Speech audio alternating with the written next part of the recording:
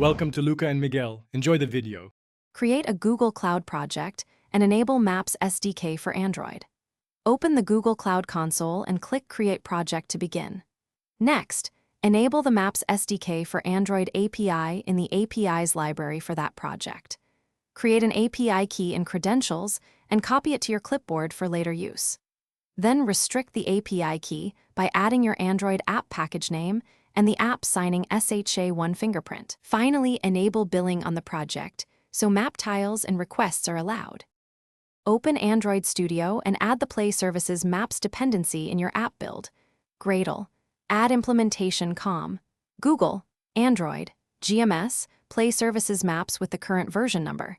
Sync the project to download the Maps library and its transitive dependencies.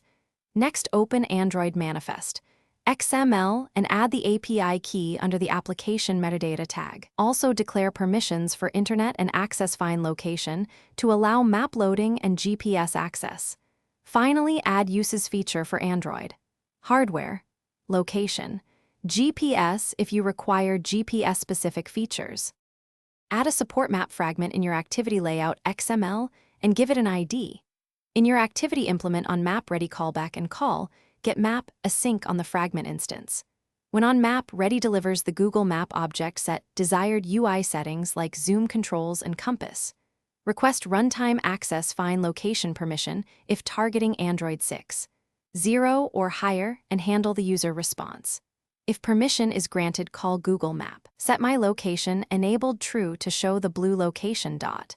Use camera update factory. New lat LNG zoom to move the camera to coordinates and test the map on a device. Thanks for watching and please subscribe. It's the best investment you'll ever make.